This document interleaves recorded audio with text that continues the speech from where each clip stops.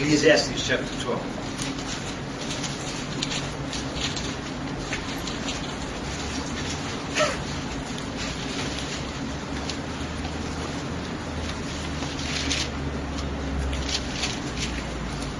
Are we there?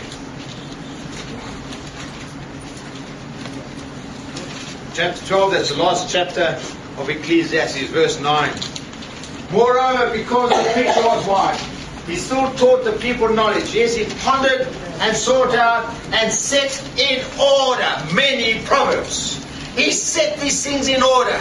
He got them, he pondered on them. What did he do, man? He got them into his heart. He got them into his spirit. It wasn't just something he heard and then like a parrot went and repeated what he heard. Not at all, man. It is something that he heard and he took it and he took hold of it and he put it in his heart. Just like what's his name? Jacob took hold of the angel of the Lord and said, I will not let you go till you bless me. Take hold of the Word of God and ponder on it. And set it in order. How do you set it in order? You learn to understand it. What am I saying here? What is this about? We run off and we talk about deliverance and healing. We don't know what it's about. Take hold of it. Believe it in your heart and get it in order. Set it in order. Am I making sense? To one I am. The preacher sought to find acceptable words.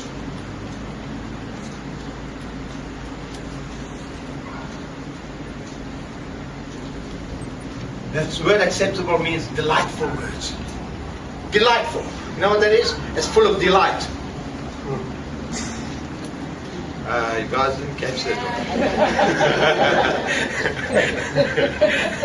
one.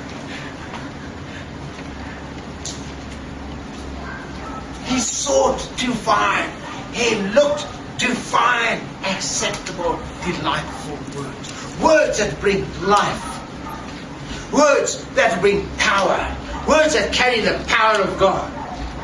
Words that are carried on the wings of the Spirit of God.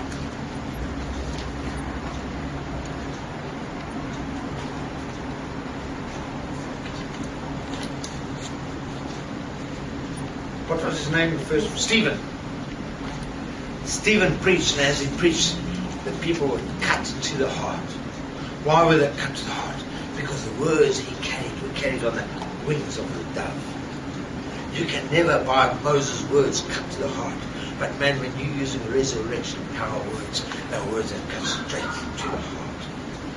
They separate light and darkness, bone and marrow, soul and spirit.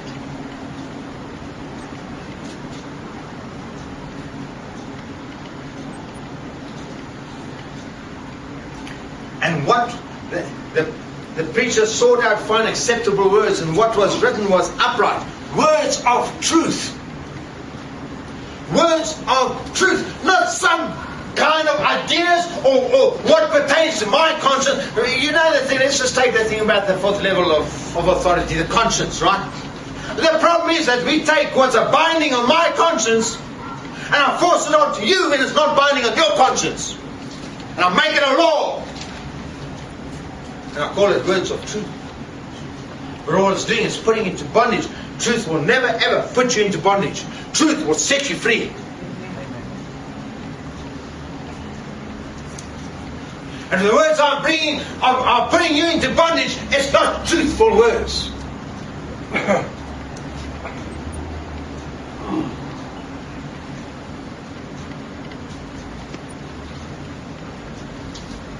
The words of the wise are like goads. The words of scholars are like well-driven nails given by one shepherd. Look at that word shepherd. Is it a capital S? It isn't. Get yourself a new Bible.